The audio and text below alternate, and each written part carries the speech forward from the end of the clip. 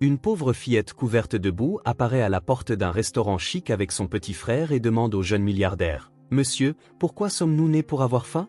Mon petit frère pleure toutes les nuits. » Il écoute en silence et se met à pleurer quand il découvre qui est le père des enfants.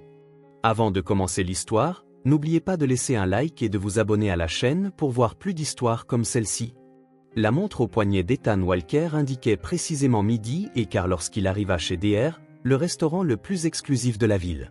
Comme toujours, le maître d'hôtel l'accueillit avec un sourire étudié, cette cordialité particulière réservée à ceux dont le solde bancaire compte plus de chiffres que la plupart des gens n'en verront jamais. « Votre table habituelle, monsieur Walker ?» Ethan hocha la tête sans un mot.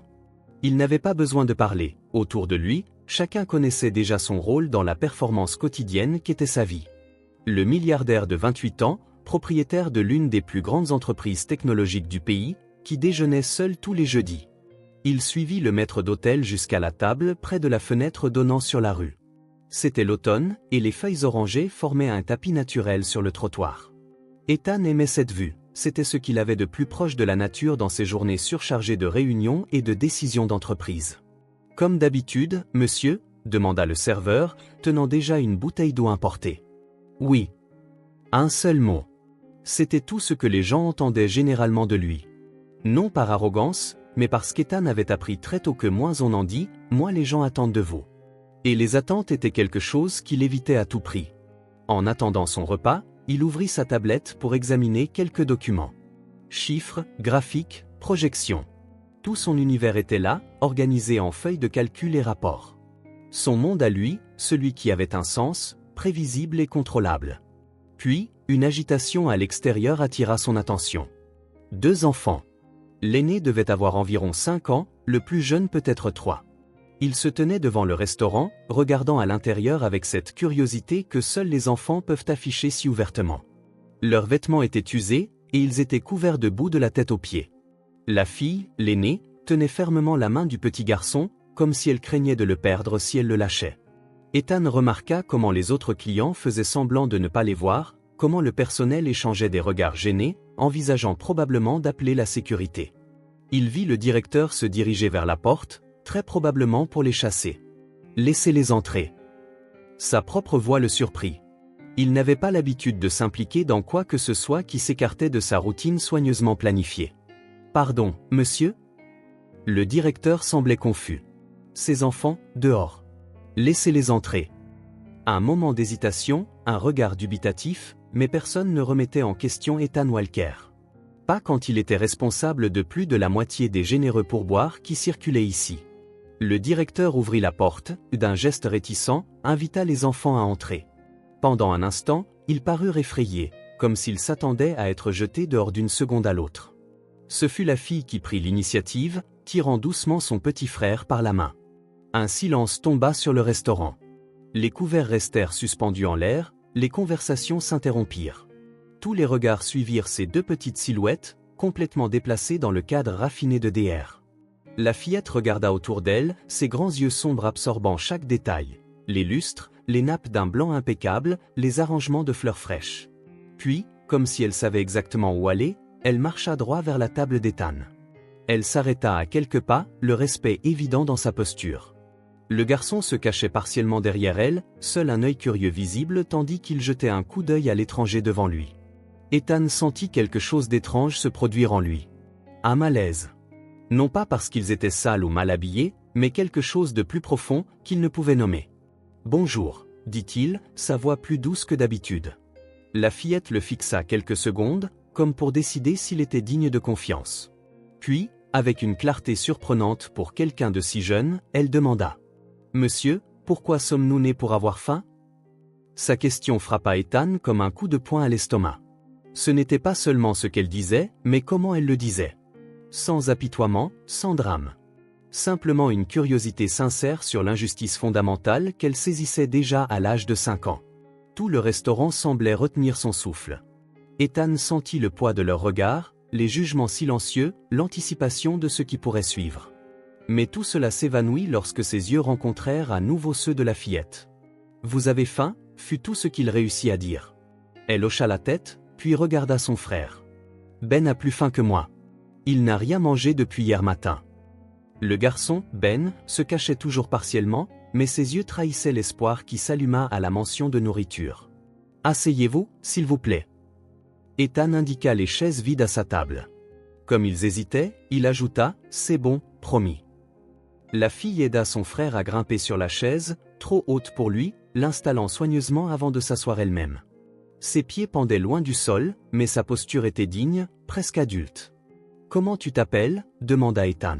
« Lily » répondit-elle. « Et lui, c'est mon frère, Ben. » Ethan fit signe au serveur, qui s'approcha, visiblement mal à l'aise. « Apportez-leur le menu enfant, dit-il. Et plus d'eau. »« On va salir la nappe, » remarqua Lily, regardant ses propres mains couvertes de terre séchée. Quelque chose dans ce commentaire, dans son souci des détails alors que sa propre faim était si pressante, fit se serrer douloureusement quelque chose en Ethan. « Ne t'inquiète pas pour ça, » répondit-il. Et sur une impulsion, il leur tendit les serviettes en tissu. « Tenez, vous pouvez vous essuyer les mains. » Le serveur revint rapidement avec de l'eau et des menus colorés. Les yeux de Ben s'illuminèrent devant les images de hamburgers, de frites et de milkshakes. « Vous pouvez commander tout ce que vous voulez, » offrit Ethan. Lily le regarda avec suspicion. « Pour tout ?» Elle se tourna vers Ben et commença patiemment à lui montrer les options, expliquant chaque plat comme si elle le lui lisait, même si les images parlaient d'elles-mêmes. « Regarde Ben, celui-là, c'est du poulet. Tu aimes le poulet, tu te souviens ?» Ethan observait leur interaction, remarquant comment elle déchirait la serviette en plus petits morceaux pour que son frère puisse plus facilement se nettoyer les mains, comment elle remplissait son verre d'eau, testant d'abord la température, comment elle lui parlait d'une voix basse et rassurante. Les autres clients retournèrent à contre-cœur à leur repas, mais Ethan remarqua leur regard en coin, leur chuchotement discret. Il ne s'était jamais soucié de ce que les gens pensaient de lui, mais maintenant, il ressentait un étrange besoin de protéger les enfants de ce jugement. Le chef sortit personnellement pour prendre la commande, chose qu'il ne faisait que pour les clients les plus importants. Son regard parcourut les enfants, mais son professionnalisme ne lui permit de montrer aucune réaction. « Ces jeunes convives souhaitent le menu enfant, monsieur ?» Lily regarda Ethan, qui hocha la tête pour l'encourager. « Je veux un hamburger, » dit-elle, sa voix étonnamment claire. « Et des frites. Et Ben veut le sandwich au poulet. »« Certainement. » Le chef esquissa un léger sourire. « Et à boire ?»« Du jus, s'il vous plaît, » répondit Lily. « Du jus d'orange pour Ben. Il aime l'orange. » Après avoir noté les commandes, le chef marqua une pause. « Dois-je apporter votre repas maintenant, monsieur Walker, ou préférez-vous attendre ?» C'était la première fois que quelqu'un remettait en question sa routine. Avant, cela aurait agacé Ethan. Maintenant, étrangement, cela n'avait pas d'importance. « Apportez tout ensemble, » dit Ethan. Puis, à voix basse, et ajoutez un dessert pour les enfants. Pendant l'attente, Ethan remarqua comment Lily regardait autour d'elle, mémorisant chaque détail, comme si elle voulait emmagasiner ce moment pour toujours. Ses yeux se posèrent sur ses mains, ongles propres, bien taillés, et sur une montre qui coûtait probablement plus qu'1 an de loyer pour de nombreuses familles. « Votre montre est jolie. Commenta-t-elle. Elle doit donner l'heure exacte. » Ethan sourit faiblement. « C'est vrai. Tu aimes savoir l'heure qu'il est ?» Lily haussa les épaules. « C'est important de savoir quand il se fait tard. Pour trouver un endroit sûr avant la nuit. » Il y avait une sagesse dans ces paroles qu'aucun enfant de 5 ans ne devrait posséder. Un sens du danger, de la vulnérabilité. Ethan sentit un pincement au cœur. Le son d'un téléphone qui sonne brise à l'instant. Ethan jeta un coup d'œil à l'écran. C'était son assistante, probablement quelque chose à propos de la réunion de l'après-midi. Pour la première fois, il ignora l'appel et posa le téléphone face contre la table. La nourriture arriva, interrompant le moment. Les assiettes des enfants étaient parfaitement dressées, avec des dessins de sauce et des garnitures colorées qui ne faisaient normalement pas partie du menu enfant. Clairement, le chef avait fait un effort supplémentaire. À la surprise d'Ethan, sa propre assiette n'était pas le saumon grillé qu'il commandait chaque semaine, mais un hamburger et des frites, identiques à ceux de Lily, juste en portion adulte. Le chef lui fit un clin d'œil discret avant de s'éloigner. Lily regarda l'assiette d'Ethan avec curiosité. « Vous aimez les hamburgers aussi ?»« Ça fait longtemps que je n'en ai pas mangé, » admit Ethan. « Peut-être des années. » Les yeux de Ben s'écarquillèrent à cette information, apparemment choqués. « Des années sans hamburger ?» marmonna-t-il, comme si c'était la chose la plus triste qu'il ait jamais entendue. Ethan ne put s'empêcher de sourire. Je suppose que j'ai manqué quelque chose d'important. Quand ils commencèrent enfin à manger, Lily ne toucha pas sa propre assiette avant d'être sûre que Ben était à l'aise avec son sandwich, coupé en petits morceaux, et la paille correctement placée dans son gobelet. Doucement, Ben, l'instruisit-elle gentiment quand il commença à manger trop vite. Tu te souviens la dernière fois que tu as eu mal au ventre? C'est alors que Ben parla à nouveau, sa voix un peu plus assurée maintenant. Merci, monsieur. 2 mots simples, prononcés entre 2 bouchées d'un sandwich qui était probablement la chose la plus délicieuse qu'il ait jamais goûtée dans sa courte vie. Ethan sentit une chaleur se répandre dans sa poitrine, quelque chose qu'il n'avait pas ressenti depuis si longtemps qu'il ne le reconnaissait presque plus. La connexion humaine. Là, au milieu de l'agitation d'un restaurant cher, en mangeant un hamburger qu'il découvrait bien meilleur qu'il ne s'en souvenait, 2 enfants lui enseignaient la gratitude et l'attention d'une manière qu'aucune de ses réussites professionnelles n'avait jamais fait. Le directeur passa discrètement près de leur table, observant l'un des hommes les plus riches de la ville manger un hamburger avec 2 enfants sans abri. Son visage était un mélange de confusion et de curiosité. « Tout va bien, monsieur Walker ?» demanda-t-il, d'un ton suggérant qu'Ethan pourrait faire renvoyer les enfants à tout moment s'il changeait d'avis. Ethan leva les yeux de son assiette. « Tout est parfait, en fait. C'est le meilleur repas que j'ai eu depuis longtemps. » Le directeur s'éloigna, visiblement surpris, tandis que Lily regardait Ethan avec une expression qui mêlait admiration et autre chose. La confiance, peut-être. Elle leva les yeux de son assiette et lui sourit. Un petit sourire prudent, mais sincère. Et à cet instant, quelque chose de silencieux commença à se former. Un lien. Un pont entre des mondes qui n'auraient jamais dû se rencontrer.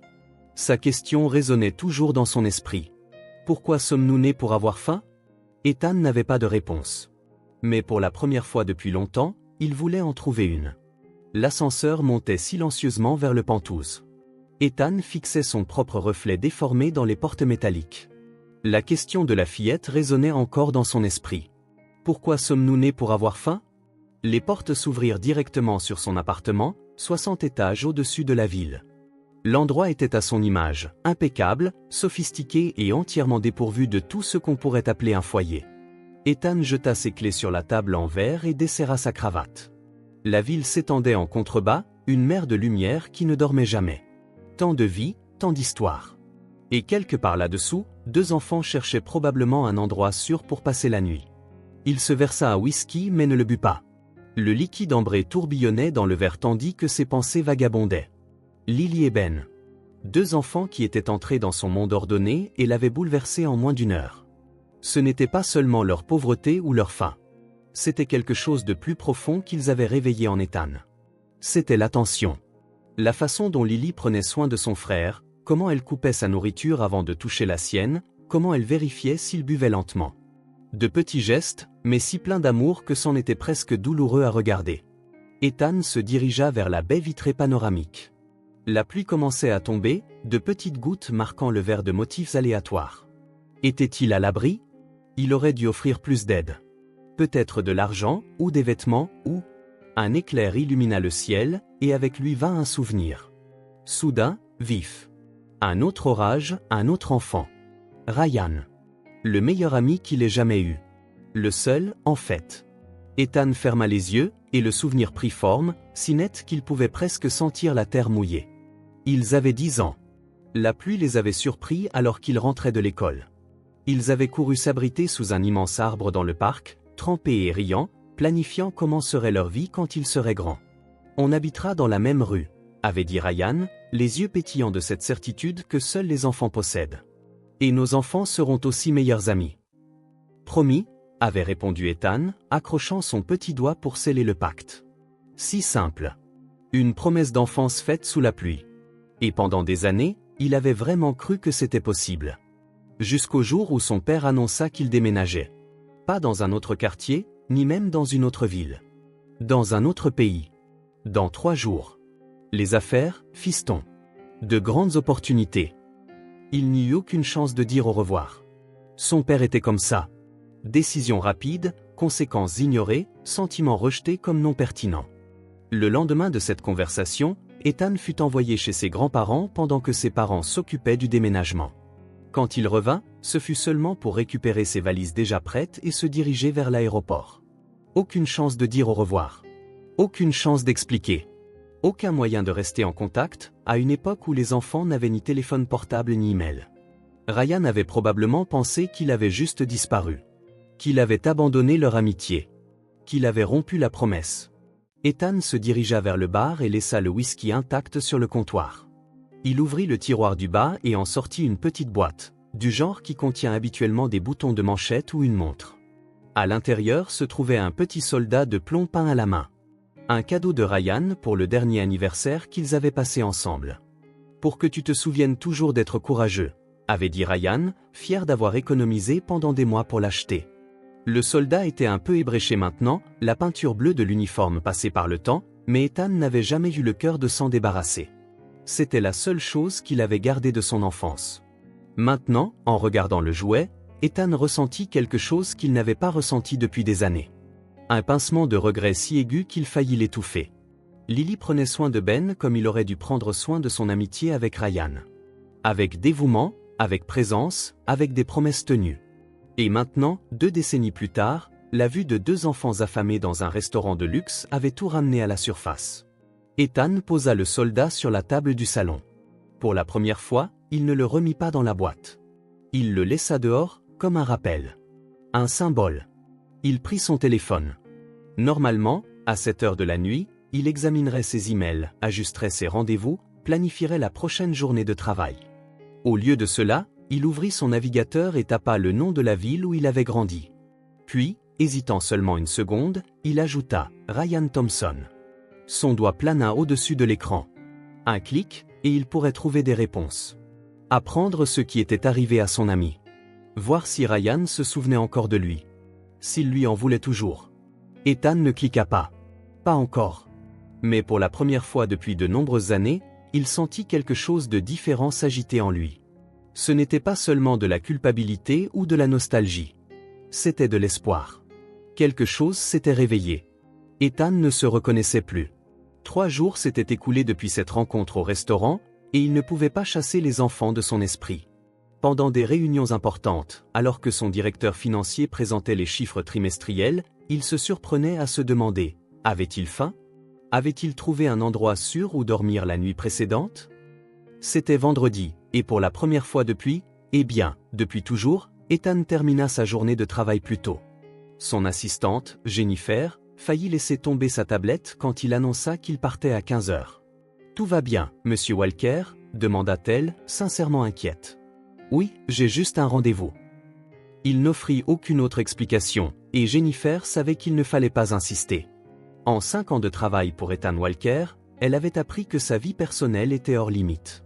Dans l'ascenseur, Ethan troqua sa veste de costume contre un blouson en cuir plus décontracté qu'il avait apporté dans un sac à dos. Il retira sa cravate, la fourra dans sa poche et déboutonna le col de sa chemise. Dans le miroir, un étranger lui renvoya son reflet. Son chauffeur attendait dans le garage. « Où allons-nous, monsieur ?» Ethan hésita. Il ne voulait personne de son entreprise au courant de sa destination. Il ne pouvait expliquer pourquoi, mais cette recherche lui semblait trop personnelle pour être partagée. « Déposez-moi en centre-ville. Je rejoins des amis, puis je prendrai un taxi. » Le chauffeur hocha la tête, bien qu'Ethan vit la surprise dans ses yeux. Tout le monde savait qu'Ethan Walker n'avait pas d'amis. 20 minutes plus tard, Ethan marchait seul dans le quartier où se trouvait DR. En plein jour, le contraste entre la richesse et la pauvreté était encore plus saisissant. À seulement 2 pâtés de maison du restaurant haut de gamme, les rues devenaient plus étroites, les trottoirs plus sales, avec des gens dormant dans des sacs de couchage de fortune et des cartons. Une femme fouillait dans une benne à ordures derrière un restaurant tandis qu'un homme poussait un chariot de supermarché rempli de canettes. Ethan n'avait jamais vraiment regardé cette partie de la ville, même s'il passait par là chaque semaine pour aller chez DR. C'était comme s'il y avait 2 mondes parallèles, et il avait toujours choisi de n'en voir qu'un. Maintenant, la seule chose qu'il voyait, c'était des endroits où 2 petits-enfants pourraient essayer de survivre. Il commença sa recherche par l'évidence, le restaurant lui-même. Il entra comme pour déjeuner, mais cette fois se dirigea vers le comptoir, pas vers sa table habituelle. Le barman, un homme d'âge moyen nommé Marcus, semblait être du genre à connaître tout le monde.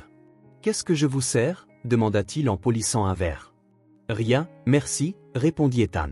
« En fait, je cherche 2 enfants. Une fille et un garçon, petit. Ils étaient ici jeudi. Le barman haussa les sourcils, prudent. Beaucoup de gens passent par ici, monsieur. Je ne me souviens pas d'enfants spécifiques. C'était un mensonge, Ethan le savait. Personne travaillant ce jour-là n'aurait pu oublier la scène inhabituelle d'un milliardaire partageant sa table avec 2 enfants des rues. Je suis Ethan Walker, dit-il, abattant son nom comme un as. Ils ont déjeuné avec moi jeudi. La reconnaissance illumina les yeux de l'homme. Oh, oui. Bien sûr, monsieur Walker. Mes excuses. Il se pencha sur le comptoir, baissant la voix. Ces enfants, ils vivent dans la rue. Parfois, ils viennent derrière, fouiller dans la benne pour des restes. Le directeur avait l'habitude de les chasser, mais après que vous les ayez fait entrer, eh bien, le personnel a laissé quelques restes emballés près des poubelles. L'idée de Lily et Ben fouillant les ordures à la recherche de nourriture noua l'estomac d'Ethan. Savez-vous où je peux les trouver maintenant? Le barman hésita de nouveau. Écoutez, ce ne sont pas mes affaires, mais si vous cherchez à appeler les services sociaux ou quelque chose comme ça. Ce n'est rien de tout ça, l'interrompit Ethan, plus sèchement qu'il ne l'avait voulu. Puis, contrôlant son ton, il ajouta « Je veux juste aider. » Directement. Quelque chose dans son visage dut convaincre l'homme, qui hocha lentement la tête. Essayez de parler à Maurice, celui qui tient le kiosque à journaux au coin de Columbus et de la 34e. Il donne souvent de vieux journaux aux enfants sans abri pour qu'ils puissent s'en servir pour se réchauffer. Si quelqu'un sait où sont ces deux-là, c'est lui. Ethan le remercia avec un pourboire bien trop généreux et partit. Le kiosque à journaux ne fut pas difficile à trouver. L'homme derrière le comptoir improvisé avait les cheveux grisonnants et une épaisse moustache. Il vendait des journaux, des magazines, des cigarettes et des bonbons. « Maurice ?» demanda Ethan. « C'est moi. Qu'est-ce que je peux faire pour vous ?» Ethan acheta un paquet de chewing-gum qu'il ne voulait pas, essayant de paraître décontracté. « Je cherche 2 enfants. Une fille et un garçon. La fille a environ 5 ans, le garçon est plus jeune, peut-être 3. Quelqu'un chez DR a dit que vous pourriez savoir où les trouver. » Maurice le jaugea, ses yeux se durcissant. « Et pourquoi un type avec une belle veste chercherait des enfants sans abri ?» Il y avait une accusation implicite dans la question, un ton protecteur qui fit reconsidérer son approche à Ethan. « Ils ont déjeuné avec moi chez DR jeudi. La fille s'appelle Lily, le garçon Ben. Je veux juste m'assurer qu'ils vont bien. » La mention de leur nom sembla convaincre Maurice, qui détendit visiblement ses épaules. « Alors c'est vous, le type du restaurant ?» dit-il, secouant la tête comme s'il décidait encore s'il fallait faire confiance à Ethan. Lily et Ben sont spéciaux. Ils ne sont pas comme les autres enfants des rues. Ils ont un père, vous savez. Il vient de temps en temps, mais, eh bien, il a des problèmes. Lily s'occupe de Ben comme si elle était sa mère. Ethan hocha la tête, absorbant ce détail sombre. Où puis-je les trouver maintenant? Maurice consulta une montre bon marché à son poignet. À cette heure de la journée, ils sont probablement sur ce chantier abandonné, à 3 rues d'ici. Il pointa vers l'est. L'endroit où ils allaient construire un hôtel de luxe, mais l'entreprise a fait faillite à mi-chemin. Les enfants des rues l'utilisent comme abri, surtout quand il pleut. Lily et Ben y ont un petit coin qu'ils appellent chez eux. Mais soyez prudents en les approchant, ajouta-t-il. Lily est super protectrice avec son frère. Elle a attaqué un type avec une pierre une fois, quand elle a cru qu'il allait faire du mal à Ben. L'image de la petite Lily devant se défendre serra le cœur d'Ethan. « Je serai prudent. Merci. » Ethan se dirigea dans la direction indiquée par Maurice, se sentant inexplicablement nerveux. Que dirait-il quand il les trouverait?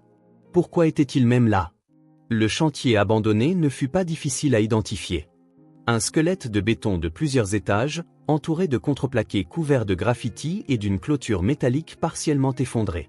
Un grand trou d'un côté permettait l'entrée à quiconque était assez curieux pour explorer l'endroit. L'air sentait l'abandon et le danger. Débris et rouille partout. Du verre brisé scintillait sur le sol en béton. Ethan était horrifié à l'idée que de jeunes enfants vivent là. Il s'arrêta à quelques mètres de l'ouverture, écoutant. D'abord, il n'y eut que le silence. Puis il entendit le son immistakable de rire d'enfants venant de l'intérieur. Il s'approcha prudemment jusqu'à pouvoir jeter un coup d'œil. Dans ce qui devait être le futur hall de l'hôtel, sous la lumière filtrant par les ouvertures vides des fenêtres, Lily et Ben jouaient à chat perché entre les piliers de béton.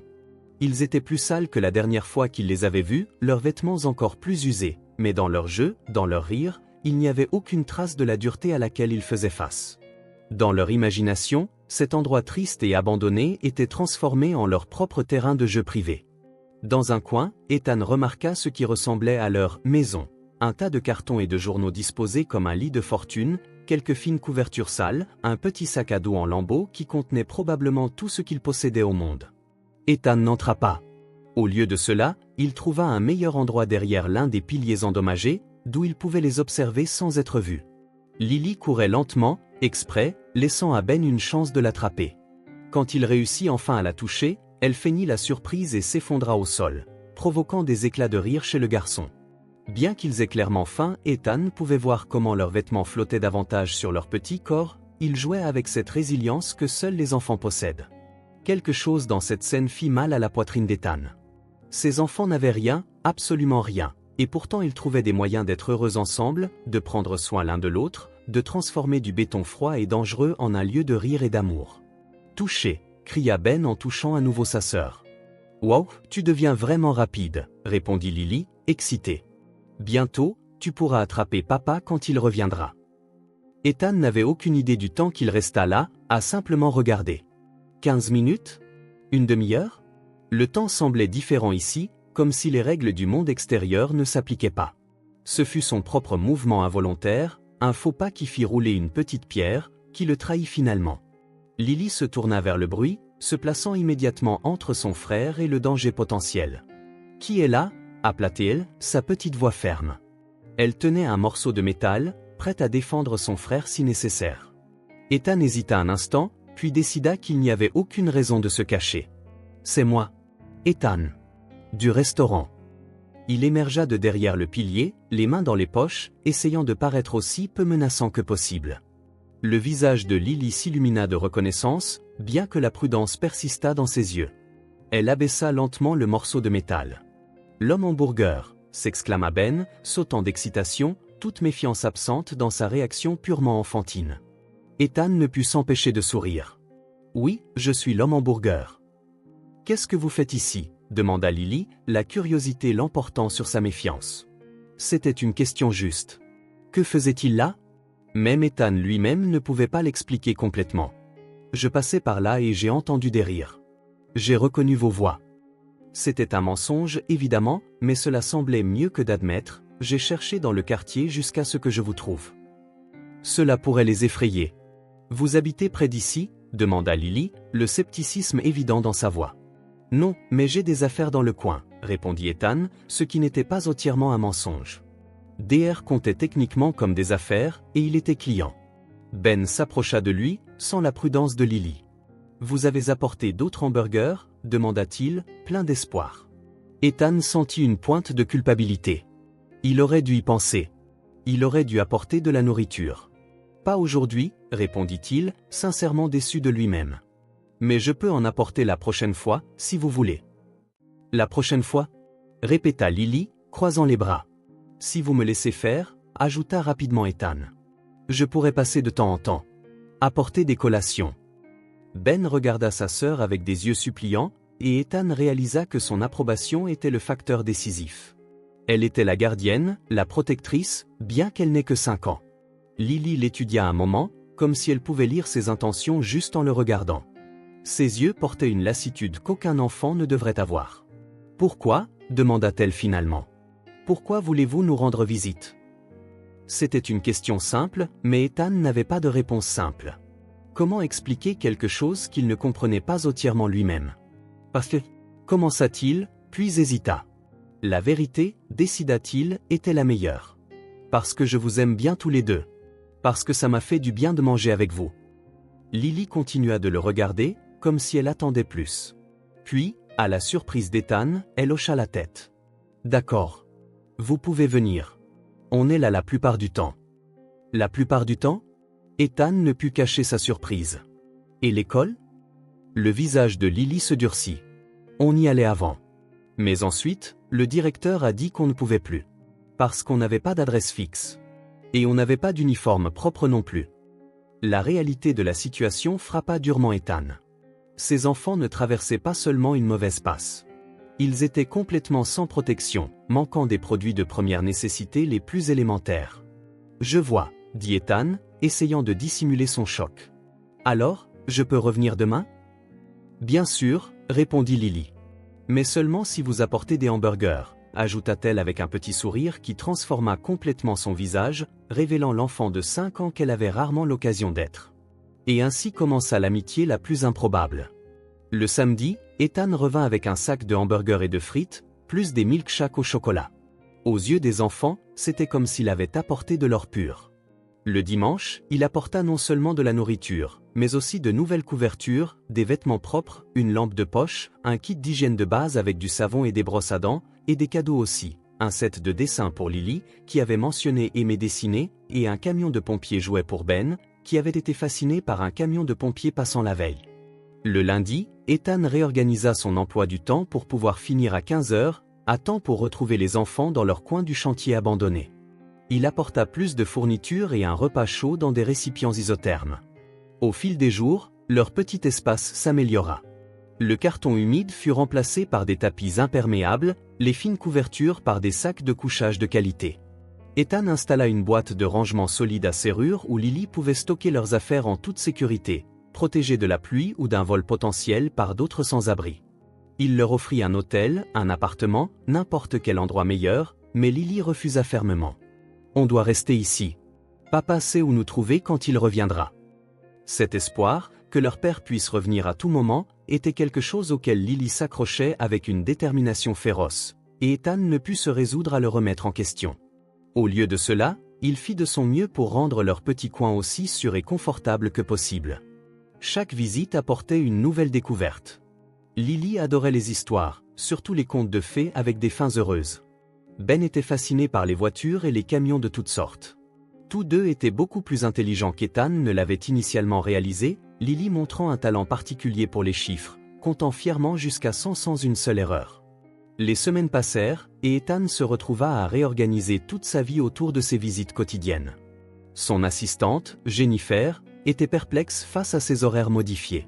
Ses partenaires commerciaux étaient agacés par son indisponibilité soudaine les après-midi. Et son thérapeute, qu'il voyait une fois par mois principalement pour des antidépresseurs, était intrigué par sa soudaine amélioration d'humeur. Personne ne savait pour Lily et Ben. C'était son secret, sa vie parallèle. La partie de sa journée qui l'attendait le plus. À un moment donné, sans remarquer exactement quand, M. Walker se transforma en « tonton ». Ce fut Ben qui commença, incapable de prononcer correctement Ethan. Lily l'adopta également, et Ethan découvrit qu'il préférait ce nom à n'importe quel titre qu'il ait jamais porté. Un après-midi particulièrement froid, alors qu'il partageait du chocolat chaud qu'Ethan avait apporté dans des thermos, Lily mentionna nonchalamment sa mère. Elle faisait du chocolat chaud comme ça, dit-elle, contemplant la tasse avec un mélange de plaisir et de tristesse. Mais elle mettait une poudre blanche dessus. De la crème fouettée, expliqua Ethan.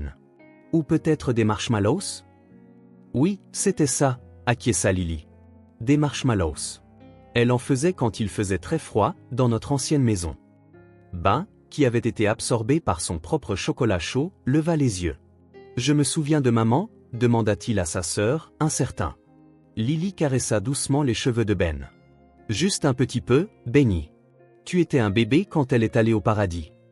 C'était la première fois qu'Ethan entendait mentionner la mort de leur mère. Il ne demanda pas de détails. Il savait que Lily parlerait quand elle se sentirait à l'aise. Et elle le fit, quelques jours plus tard, alors qu'ils dessinaient ensemble avec le kit qu'il avait apporté. Maman est tombée très malade, dit Lily, concentrée sur le choix de la bonne couleur pour les cheveux d'une princesse. Papa dit que c'était son cœur. Elle s'est endormie une nuit et ne s'est jamais réveillée. C'est là que tout est devenu difficile. Ethan sentit une boule dans sa gorge.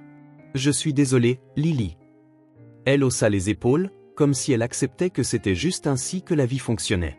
C'est pas grave. Papa fait de son mieux. Il est très gentil. Il n'arrive juste pas à aller mieux. Aller mieux, répéta Ethan, confus. De sa tristesse. Parfois, il devient trop triste et disparaît pendant quelques jours. Puis il revient, apporte de la nourriture, reste avec nous, promet qu'il ira mieux, et puis... Elle laissa sa phrase en suspens, continuant à colorier. Ethan voulait en demander plus, mais il respecta le silence qui suivit. Il commençait à voir l'image plus large. Le père souffrait probablement de dépression, peut-être aggravée par l'alcool ou d'autres substances pour faire face au deuil. Ce n'était ni rare, ni facile à juger. Pourtant, il y avait tant de fierté dans sa voix en parlant de son père qu'Ethan ressentit une pointe d'envie. Peut-être n'avait-il jamais parlé de son propre père de cette façon. Il a l'air de beaucoup tenir à vous deux, s'aventura Ethan, choisissant ses mots avec soin. C'est le meilleur papa du monde, répondit Lily avec une conviction absolue, malgré tout. Il dit toujours qu'on est la chose la plus importante dans sa vie. Qu'il va trouver une solution. Qu'un jour, on aura à nouveau une vraie maison. Lentement, Ethan reconstituait le puzzle de cette famille. Le père qui allait et venait, luttant contre ses propres démons. La mère décédée quelques années auparavant. La maison qu'ils avaient perdue quand l'argent avait manqué.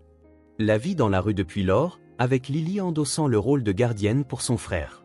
Mais malgré toute sa curiosité, un nom n'avait jamais été mentionné dans leur conversation, le nom du père. Et pour une raison tacite, Ethan ne le demanda jamais directement. Peut-être parce qu'il craignait de briser l'enchantement de cette nouvelle relation. Ou peut-être parce qu'au fond de lui, il ne voulait pas faire face aux implications de s'impliquer autant dans la vie d'enfant qui avait une famille, aussi dysfonctionnelle que la situation puisse être. Il essayait de se convaincre qu'il aidait juste, qu'il était un ami, offrant des moments de joie dans des vies difficiles. Mais la vérité était autre, et il le savait. Il s'attachait émotionnellement d'une manière qu'il n'avait jamais connue auparavant. C'était étrange de réaliser qu'à 28 ans, avec tout son succès professionnel et financier, Ethan Walker apprenait l'affection véritable de deux enfants qui n'avaient presque rien. Ben, qui se cachait derrière sa sœur chaque fois qu'Ethan approchait, courait maintenant pour l'étreindre dès son arrivée, s'accrochant à ses jambes et riant chaque fois qu'Ethan prétendait ne pas pouvoir marcher avec un enfant attaché. Et Lily, la petite adulte, la protectrice, avait commencé à se détendre en sa présence, à agir comme une enfant, à demander un câlin quand elle était fatiguée, à poser des questions sur tout, de pourquoi le ciel est bleu à comment fonctionnent les ascenseurs de son immeuble de bureau. Un dimanche particulièrement beau, alors qu'il se reposait sur l'herbe dans un parc après une matinée de jeu, Ben s'endormit sur les genoux d'Ethan, parfaitement confiant et en sécurité. Il était propre, bien nourri, vêtu de nouveaux vêtements qu'Ethan avait apportés, ses cheveux coupés par un coiffeur qu'Ethan avait payé pour venir. Lily observa la scène un moment, puis dit quelque chose dont Ethan se souviendrait toujours. « Tu es bon, tonton. Certaines personnes ont beaucoup d'argent, mais rien ici. » Elle pointa son propre cœur. « Toi, tu as les deux. » Cette nuit-là, allongé dans son lit king size surplombant la ville, Ethan ne put dormir. Par la fenêtre, il pouvait voir la zone où Lily et Ben dormaient probablement dans leur sac de couchage, à l'intérieur d'un bâtiment abandonné. La culpabilité le consuma. Pourquoi n'avait-il pas insisté davantage pour leur trouver une chambre d'hôtel? Pourquoi avait-il respecté leur désir de rester là, attendant un père dont Ethan soupçonnait de plus en plus qu'il ne reviendrait peut-être pas? Mais ensuite, il se souvint des paroles de Lily sur son père, de l'amour et de la confiance qu'elle avait toujours en lui, malgré tout.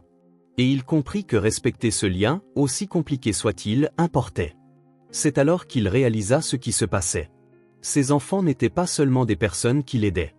Ils devenaient sa famille. Et pour la première fois depuis très, très longtemps, Ethan Walker ne se sentait plus seul. Le mystère du père sans nom persistait à l'arrière de son esprit, une note dissonante dans une mélodie parfaite. Mais le lien qu'il avait formé avec les enfants était plus fort que sa curiosité, plus important que toute question sans réponse. Pour l'instant, c'était suffisant. Le soleil de l'après-midi projetait des taches dorées à travers les ouvertures inachevées du bâtiment abandonné. Après près de 2 mois à rendre visite à Lily et Ben tous les jours, Ethan avait transformé leur coin en quelque chose qui, sinon un foyer, offrait au moins un confort de base. Une bâche imperméable couvrait le sol en béton, des matelas gonflables remplaçaient le vieux carton, une boîte de rangement en plastique contenait des vêtements propres, une autre des aliments non périssables. Une puissante lanterne solaire fournissait de la lumière après la tombée de la nuit. Ce n'était pas assez, ou rien ne serait assez tant qu'il vivrait dans ces conditions, mais c'était ce qu'il pouvait faire, en respectant le souhait de Lily de rester là où son père pourrait les trouver. Cet après-midi particulier, Ethan avait apporté un nouveau kit de dessin pour Lily. Ce n'était pas son premier, elle avait déjà rempli 3 carnets de croquis avec ses dessins. Pour une enfant de 5 ans, elle avait un talent surprenant. La plupart de ses dessins représentaient ce qu'elle appelait la famille, elle-même, Ben, et une grande silhouette floue représentant leur père. Parfois, Ethan apparaissait aussi dans les dessins, tenant toujours des sacs ou des paquets, toujours souriant. Assis côte à côte sur la bâche, Ben faisant la sieste sur le matelas après un repas complet, Ethan et Lily dessinaient ensemble. Il était terriblement mauvais à cela. Ces bonshommes allumettes faisaient glousser Lily de manière incontrôlable, mais il s'en fichait. Ces moments simples étaient devenus la partie la plus précieuse de ses journées. « Tonton, tu ne sais pas dessiner », commenta Lily alors qu'il essayait sans succès de dessiner un cheval qui ressemblait plus à un chien avec des problèmes anatomiques. « C'est pour ça que c'est toi l'artiste ici », répondit Ethan en souriant. « Je suis bon avec les chiffres, tu es bonne avec les dessins. »« Papa sait bien dessiner aussi », dit Lily, concentrée sur son propre papier où elle créait une petite maison colorée et parfaite, le genre de maison qui n'existe que dans son imagination. « Il m'a appris à faire les ombres, regarde. » Elle montra fièrement comment elle avait ombré un côté de la maison, lui donnant de la profondeur. « C'est impressionnant », commenta Ethan, admirant sincèrement son travail. « Ton père doit avoir beaucoup de talent. »« Oui, acquiesça-t-elle, toujours en train de dessiner. Il peut réparer presque tout. Et dessiner des plans de bâtiments. Et inventer des histoires. » Lily parlait toujours de son père comme ça, avec une admiration inconditionnelle, comme s'il était un super-héros en mission secrète. Jamais avec colère, jamais avec ressentiment. Seulement cette certitude enfantine que les choses iraient bien quand il reviendrait. « Il est architecte ?» demanda Ethan, curieux. C'était une nouvelle information, ces plans de bâtiment. « Je ne sais pas ce que c'est, » répondit Lily, choisissant un crayon bleu pour colorier le ciel. Mais il travaillait à faire des bâtiments avant de se faire mal au dos. Après, il ne pouvait plus le faire. Ethan hocha la tête, ajoutant une autre pièce au puzzle. Le travail dans la construction expliquait beaucoup de choses. Une fois blessé, il peut être difficile de rester à flot financièrement sans filet de sécurité. Il est très fort, continua Lily, dessinant maintenant des fleurs autour de la maison. Plus fort que n'importe qui. Une fois, il a soulevé un poteau tombé pendant une tempête pour sauver un chien. Ethan sourit à l'histoire, probablement exagéré par son admiration, mais il ressentit aussi une pointe de jalousie. Le lien entre Lily et son père absent était si fort, si plein d'amour et de foi. Cela faisait parfois remettre en question à Ethan sa propre enfance. « Ton père a l'air incroyable, dit-il sincèrement. Comment s'appelle-t-il » La question sortit naturellement, sans motif caché. Après 2 mois, il semblait étrange de ne pas connaître le nom de l'homme si central dans la vie des enfants. Lily n'interrompit pas son dessin, ni ne parut trouver la question significative. Elle répondit nonchalamment, tout en sélectionnant un crayon vert pour l'herbe. « Mon papa s'appelle Ryan Thompson. » Le monde d'Ethan s'arrêta. Ryan Thompson. Le nom frappa comme la foudre, le glaçant sur place pendant un instant qui parut interminable. Il ne pouvait plus respirer, plus penser, plus réagir. C'était comme si l'univers entier s'était réduit à ce seul nom, résonnant à l'infini dans son esprit. Ryan Thompson. Son Ryan. Son meilleur ami d'enfance. Le garçon à qui il avait promis d'être ami pour toujours, sous la pluie d'un après-midi lointain. L'ami qu'il avait abandonné sans un mot d'explication. Ça ne pouvait pas être une coïncidence. Combien de Ryan Thompson y avait-il? Probablement pas mal. Mais combien de Ryan Thompson travaillaient dans la construction, savaient dessiner, et vivaient maintenant dans la même ville que lui? Tonton ça va? La voix inquiète de Lily perça le brouillard de choc qui l'enveloppait. Ethan cligna des yeux, se forçant à revenir au présent. Il regarda Lily et vit l'inquiétude dans ses yeux. Il força un sourire, espérant qu'il paraissait naturel. « Ça va, » dit-il, sa voix presque stable. « Je viens de me souvenir de quelque chose que je dois faire plus tard. » Lily hocha la tête, facilement convaincue, et retourna à son dessin. Mais l'esprit d'Ethan était ailleurs, tourbillonnant, essayant de traiter la révélation, se rappelant chaque détail que Lily avait partagé sur son père sous ce nouvel éclairage. Ryan. Son Ryan. Ses enfants, ces merveilleux enfants qui avaient fait irruption dans sa vie solitaire et tout changé, étaient les enfants de Ryan. Le destin avait tissé la rencontre la plus improbable, le cercle le plus inattendu. Mais Ryan, sans abri? Le gamin brillant qui avait toujours les meilleurs plans, les idées les plus créatives. Comment cela avait-il pu arriver? Les questions s'empilaient comme une avalanche dans son esprit. Qu'était devenu Ryan après le départ d'Ethan? Quelle avait été sa vie d'adulte avant cette tragédie actuelle? Se souvenait-il encore d'Ethan avec affection, ou n'était-ce que de l'amertume? Tandis que ses pensées tourbillonnaient, Ethan maintenait son calme extérieur. Il continua à dessiner, à parler, à agir normalement, comme si un tremblement de terre ne le secouait pas intérieurement. Quand il quitta enfin Lily et Ben ce soir-là, Après s'être assuré qu'ils étaient en sécurité, nourris et confortables, Ethan s'assit dans sa voiture et laissa la réalité s'installer. Ryan Thompson. Le destin lui avait donné une seconde chance. Une opportunité de faire ce qu'il n'avait jamais pu, s'expliquer, demander pardon, reconstruire un pont qu'il pensait détruit à jamais. Il décida immédiatement de ne pas le dire à Lily. Du moins, pas encore. D'abord, il devait trouver Ryan. Lui parler. Comprendre ce qui s'était passé. Et pour cela, il avait besoin d'informations. Au cours des 2 jours suivants, Ethan se plongea dans une enquête discrète mais intense, utilisant les ressources de son entreprise. Il engagea un détective privé de confiance, quelqu'un qui ne poserait pas de questions et serait absolument discret. « J'ai besoin de toutes les informations disponibles sur Ryan Thompson », expliqua-t-il, fournissant les quelques détails qu'il avait, âge approximatif, travail dans la construction, 2 enfants nommés Lily et Ben, une épouse décédée. Pendant qu'il attendait, Ethan continua ses visites quotidiennes aux enfants. Chaque mimique de Lily, chaque sourire de Ben, prenait maintenant une nouvelle signification. Il les observait plus attentivement, cherchant des traces de Ryan, les yeux, les sourires, les petites manières.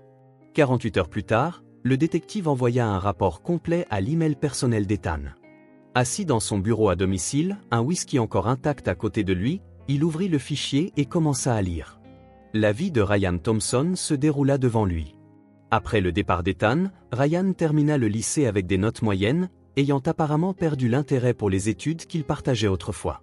Sans ressources pour l'université, il commença à travailler dans la construction, montrant un talent naturel et progressant rapidement. À 22 ans, il rencontra Camila Rodriguez, une infirmière. Ils se marièrent l'année suivante et eurent bientôt Lily. Une jeune famille, travailleuse, construisant une vie simple mais stable. Puis vint Ben, 3 ans plus tard. Et moins d'1 an après sa naissance, la tragédie. Camila mourut dans son sommeil d'une maladie cardiaque non diagnostiquée. Le rapport comprenait une copie de l'acte de décès, froid et impersonnel pour une perte si dévastatrice. Ryan essaya d'aller de l'avant, travaillant et élevant les enfants, mais 3 mois après la mort de sa femme, il subit un grave accident de chantier. Une chute qui causa de multiples fractures vertébrales. Le dossier comprenait des dossiers médicaux détaillés, historiques des chirurgies, kinésithérapie et prescriptions croissantes d'analgésiques. Incapable de travailler, rongé par la douleur chronique et les factures médicales croissantes, ses finances se détériorèrent rapidement. Les registres montraient des tentatives d'obtenir une aide pour invalidité, des appels rejetés, des délais prolongés avec les créanciers. Il y a 6 mois, le coup final, expulsion du petit appartement où il vivait avec les enfants. Depuis lors, la trace officielle de Ryan Thompson était devenue floue. Quelques entrées dans des refuges, des petits boulots temporaires quand il était physiquement capable, mais rien de stable.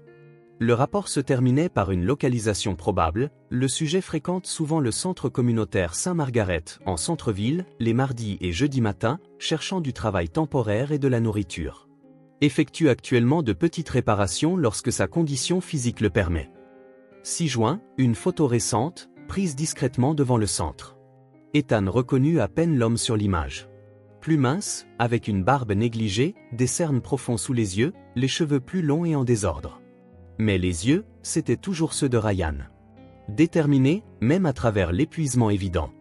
Ethan ferma le dossier, ressentant un tourbillon d'émotions qu'il ne pouvait nommer pleinement. Douleur pour le parcours difficile de Ryan. Culpabilité de ne pas avoir été là. Colère contre un système qui laisse quelqu'un tomber si rapidement dans la marginalité après un accident. Et une détermination farouche à faire quelque chose.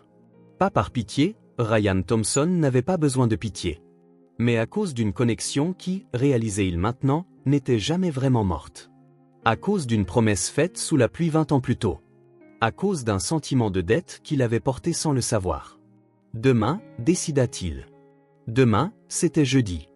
Il irait au centre communautaire Saint-Margaret et attendrait Ryan. Il ne le dirait pas encore à Lily et Ben. Il devait d'abord voir Ryan. Regarder dans les yeux de l'ami que le temps et les circonstances avaient transformé en étranger. Il devait affronter tout ce qui était resté inachevé. Ayant pris cette décision, Ethan ressentit quelque chose d'inattendu. Une paix étrange. Comme si enfin, un cercle se fermait. Comme si le milliardaire solitaire et prospère trouvait paradoxalement le chemin du retour. Ethan ne trouva pas Ryan au centre communautaire Saint-Margaret. Pendant 2 jeudis consécutifs, il attendit patiemment. assis dans sa voiture à une distance discrète, observant les gens qui allaient et venaient. Le rapport du détective avait été précis sur beaucoup de choses, mais Ryan ne se montra jamais. Lors d'une visite à Lily et Ben, près de 3 semaines après avoir appris l'identité du père, Ethan prit une décision impulsive. Les enfants étaient plus agités que d'habitude. Ben n'arrêtait pas de jeter des coups d'œil à l'entrée du bâtiment abandonné, et Lily semblait distraite. « Votre père vient aujourd'hui » demanda Ethan nonchalamment, essayant de paraître juste curieux. Le visage de Lily s'illumina. « Oui. Il a laissé un message à Maurice du kiosque. Il a dit qu'il apportait le dîner. »« C'est super, » dit Ethan, sentant son cœur battre la chamade. « Peut-être que je pourrai enfin le rencontrer ?»« Non, » répondit rapidement Lily, hésitante. « Mieux vaut pas. »« Pourquoi ?»« Parce que... » Elle chercha ses mots. « Parce qu'on ne lui a pas encore parlé de vous. »« Pas encore. » Ethan sentit une pointe de blessure. « Vous ne lui avez pas parlé de moi ?» Ben, inconscient de la tension, continuait à jouer avec son camion de pompier, jamais loin de lui. « C'est juste, papa est triste quand il pense qu'il ne peut pas bien s'occuper de nous, » expliqua Lily, son instinct protecteur évident. « S'il découvre que vous apportez de la nourriture et des cadeaux ?» Elle ne termina pas, mais Ethan comprit. Fierté. Honte. Des émotions qu'il connaissait trop bien. « D'accord, » accepta-t-il, forçant un sourire. « Je comprends. » Mais alors qu'il jouait avec les enfants cet après-midi-là, une idée germa dans son esprit. Quand le soleil commença à se coucher, Ethan dit au revoir comme d'habitude. « Passez une bonne soirée avec votre père, » dit-il en les serrant tous les deux dans ses bras. « On va le faire, » promit Lily, excitée. Il a dit qu'il avait peut-être trouvé un travail stable. Ethan sourit, voyant l'espoir sincère dans ses yeux. Ce serait merveilleux. Cependant, au lieu de partir, il déplaça simplement sa voiture de quelques rues. Il se gara dans une rue latérale et attendit. La nuit tomba sur la ville. Les lampadaires s'allumèrent, peu à peu, l'agitation s'apaisa. Environ 1 heure plus tard, il vit 2 petites silhouettes se glisser hors du côté du bâtiment abandonné. Même de loin, il reconnut immédiatement Lily et Ben. La fille tenait fermement la main de son jeune frère, le guidant prudemment dans les rues mal éclairées. Ethan hésita. Suivre les enfants semblait intrusif, presque déplacé. Mais la chance de rencontrer enfin Ryan était trop forte pour être ignorée. Et honnêtement, il s'inquiétait de les voir marcher seuls la nuit. Gardant une distance de sécurité, il suivit lentement dans sa voiture, phares éteints. Lily et Ben marchèrent pendant environ 15 minutes, s'éloignant de plus en plus de la zone centrale vers une partie encore plus délabrée de la ville. Finalement, ils atteignirent un petit pont ferroviaire abandonné. La structure en béton et en acier s'élevait au-dessus d'un canal peu profond, mais en dessous, partiellement caché par des arbustes et des débris, Ethan aperçut une cabane de fortune. C'était une structure simple et fragile. Une bâche en plastique tendue sur un cadre en bois, du carton sur les côtés pour l'isolation, une entrée couverte par un morceau de tissu. Le genre d'abri temporaire que les sans-abri construisent pour se protéger des éléments. Son cœur se serra. Était-ce là que Ryan vivait? Était-ce là que les enfants allaient quand ils n'étaient pas au chantier abandonné? Ethan se gara à une distance sûre et observa. Lily et Ben s'approchèrent de la cabane. Avant qu'ils ne l'atteignent, le tissu fut tiré en arrière et quelqu'un sortit. Même de loin et avec peu de lumière, Ethan reconnut Ryan immédiatement. Plus mince, l'air plus rude, avec une barbe hirsute et des cheveux plus longs, mais toujours Ryan. Son Ryan. Ben courut vers lui, et il souleva le garçon dans ses bras, avec un effort évident mais une joie sincère. Lily serra la taille de son père, parlant avec enthousiasme, bien qu'Ethan ne pût entendre ce qu'elle disait. La scène figea Ethan sur place. La proximité, l'affection évidente entre eux trois, la façon dont Ryan, malgré ses difficultés évidentes, souriait à ses enfants. Ils étaient une famille. Brisée, en difficulté, mais unie par l'amour. Ethan aurait pu partir à ce moment-là. Il aurait pu reporter les retrouvailles, s'y préparer plus soigneusement. Mais au lieu de cela, il se retrouva à sortir de la voiture, ses pieds le portant vers la cabane avant qu'il ne puisse y réfléchir. Ce fut Ben qui le vit en premier. Ses yeux s'écarquillèrent de reconnaissance et de joie. « Tonton » cria-t-il en pointant du doigt. Ryan se tourna, tenant toujours son fils, confus.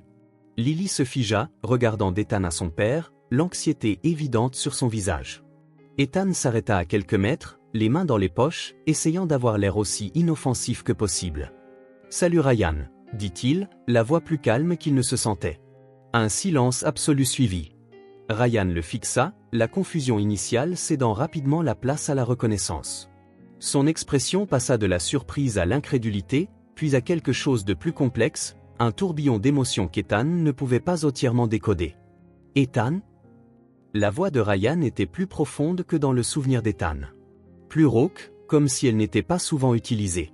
Oui, répondit Ethan, faisant un pas hésitant en avant. C'est moi. Ryan posa lentement Ben au sol, sans jamais quitter Ethan des yeux. Qu'est-ce que tu fais ici ? Demanda-t-il, la voix maintenant teintée de suspicion. Comment tu nous as trouvés ? Lily regardait entre les deux hommes, clairement perplexe. Vous vous connaissez ? Demanda-t-elle. Oui, répondit Ryan, sans regarder sa fille. Il y a longtemps. Ethan fit un autre pas. J'ai rencontré tes enfants il y a quelques semaines, expliqua-t-il. Chez DR. Je n'avais aucune idée que c'étaient les tiens, Ryan. Je ne l'ai découvert que récemment. Tonton apporte de la nourriture, dit Ben, inconscient de la tension. Et des jouets. Ryan regarda son fils, puis Lily, qui semblait coupable. Tonton, répéta-t-il, se tournant à nouveau vers Ethan avec une expression durcie. Alors c'est toi. Celui qui laisse des cadeaux à mes enfants. L'homme mystérieux dont il ne voulait pas me parler. Oui, admit Ethan.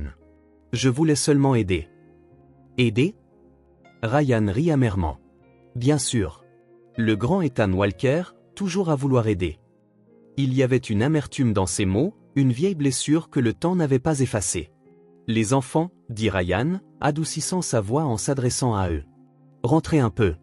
Je dois parler à tonton. Mais papa, commença Lily. Maintenant, Lily. La fermeté de sa voix ne permettait aucune discussion. Lily prit la main de Ben et le conduisit dans la cabane, mais pas avant de jeter un regard inquiet à Ethan. Une fois les enfants hors de vue, Ryan croisa les bras et foudroya Ethan du regard. 20 ans, dit-il finalement. 20 ans, et tu débarques de nulle part. Pourquoi ? Qu'est-ce que tu veux ? Ethan prit une profonde inspiration. Ce n'est pas ce que tu penses, Ryan. Je n'avais aucune idée que c'étaient tes enfants jusqu'à ce que Lily dise ton nom. Et quand l'as-tu découvert ? Il y a combien de temps ? Quelques semaines, admit Ethan. Je voulais d'abord te trouver. Te parler, avant ? Avant quoi ? Distribuer ta charité ? Ton argent ? L'amertume remplissait chaque mot.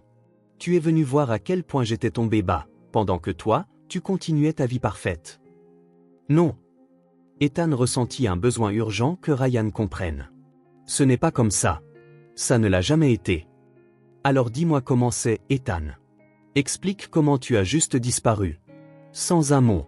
Pas un appel téléphonique, pas une lettre. La douleur dans la voix de Ryan était tangible. Brute. Réelle. Une douleur qu'Ethan avait causée, même involontairement. Je n'avais pas le choix, dit-il enfin. Mon père a décidé qu'on déménageait. En 3 jours. Il m'a envoyé chez mes grands-parents pendant qu'il organisait tout. Quand je suis revenu, c'était direct pour l'aéroport. Ryan l'étudia, cherchant des mensonges.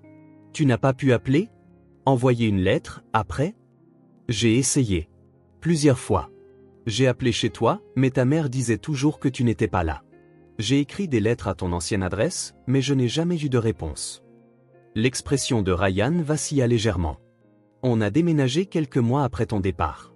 Et ma mère ? Il hésita. Elle ne t'aimait pas beaucoup. Elle disait qu'on était trop différents pour être de vrais amis. Un silence s'étira entre eux, brisé seulement par les bruits lointains de la ville et le grondement occasionnel d'un train sur les voies voisines. Je suis venu te chercher, dit finalement Ethan. Quand je suis revenu dans cette ville il y a 5 ans. J'ai demandé dans notre ancien quartier, mais personne ne savait. Ryan laissa échapper un petit rire sans joie. Bien sûr. Qui se souvient de Ryan Thompson, le gamin de la maison au bout de la rue? Surtout comparé à Ethan Walker, le prodige de la tech, le milliardaire autodidacte. L'amertume revint dans sa voix, plus profonde maintenant. J'ai vu ton visage dans les magazines, tu sais. Sur les couvertures de journaux. Le jeune génie qui a révolutionné l'industrie. Pendant ce temps, j'étais sous une voiture à essayer de réparer une transmission cassée, les mains couvertes de graisse, levant les yeux vers ton visage souriant sur un présentoir de magazine. Ethan ne savait quoi dire. La disparité entre leurs vies était si vaste, si injuste. Et maintenant, tu connais mes enfants, continua Ryan. achetant leur affection avec des cadeaux et de la nourriture que je ne peux pas fournir.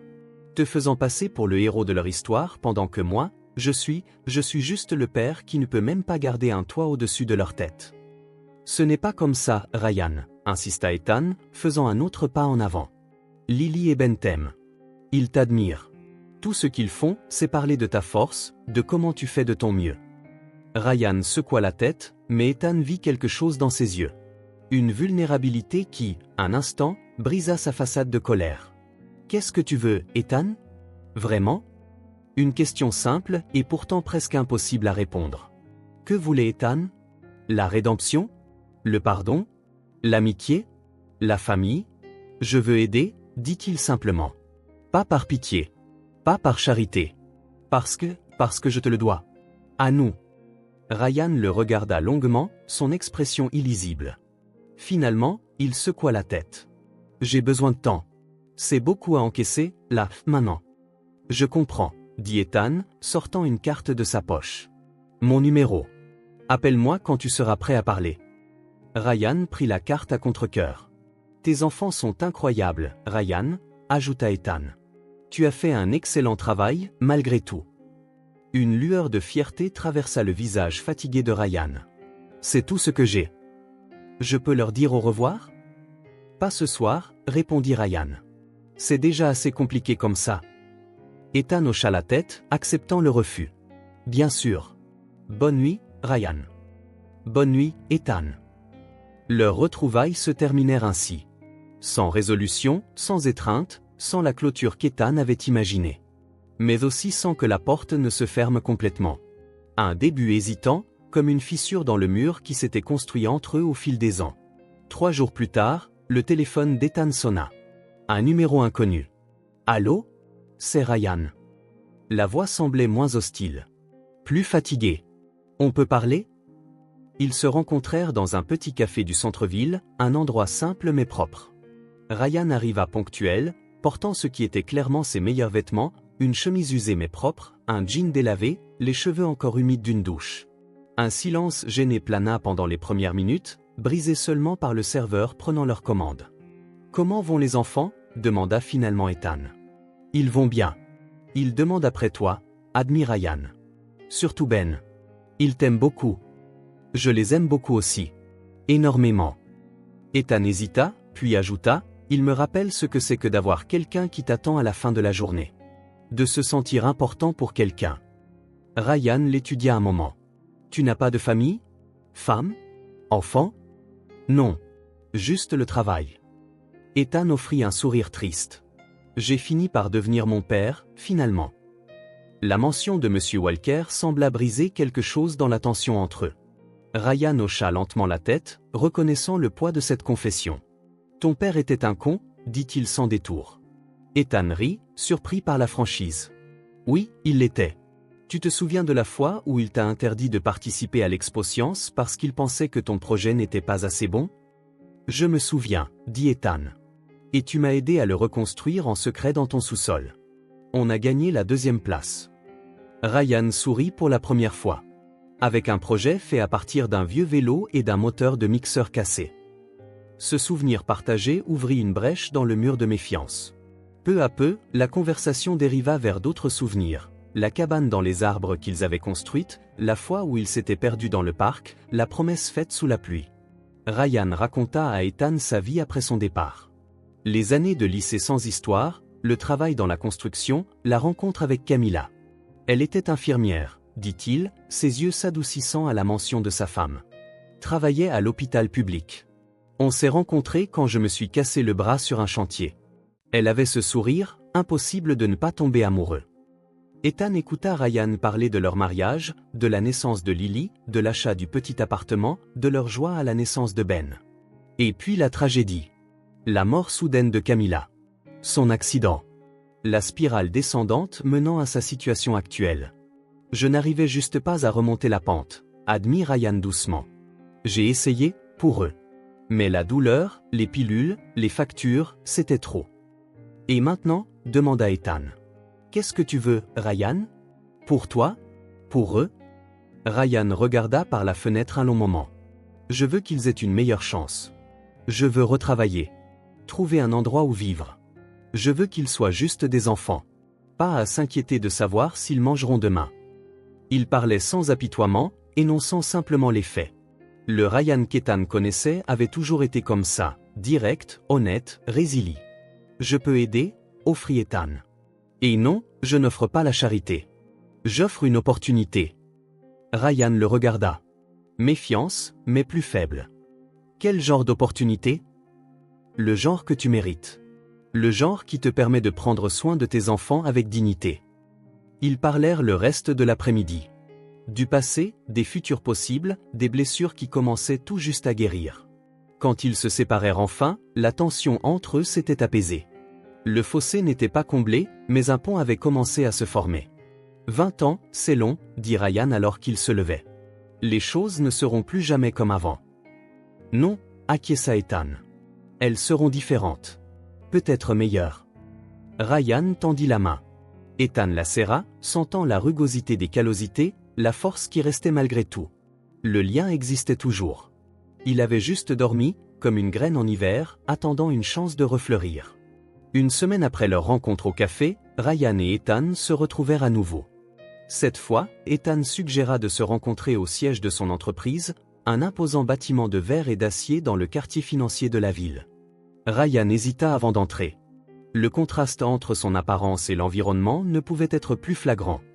Il portait sa meilleure chemise au la même que la fois précédente, et avait fait de son mieux pour paraître présentable. Malgré tout, il se sentait complètement déplacé parmi les employés bien habillés qui s'affairaient dans l'élégant hall d'entrée. À la réception, une femme en tailleur impeccable l'accueillit avec un sourire professionnel. « Monsieur Thompson ? Monsieur Walker vous attend. Veuillez me suivre. » Elle le conduisit à un ascenseur privé qui les mena directement au dernier étage. Les portes s'ouvrirent sur un foyer exclusif menant au bureau du PDG. Ryan prit une profonde inspiration, essayant de calmer ses nerfs. Ethan attendait près d'une immense fenêtre offrant une vue panoramique sur la ville. Il se tourna avec un sourire sincère quand Ryan entra. « Tu es venu, dit-il, comme s'il n'avait pas été sûr que cela arriverait. « J'avais dit que je viendrais, répondit simplement Ryan. Ethan lui désigna un fauteuil confortable.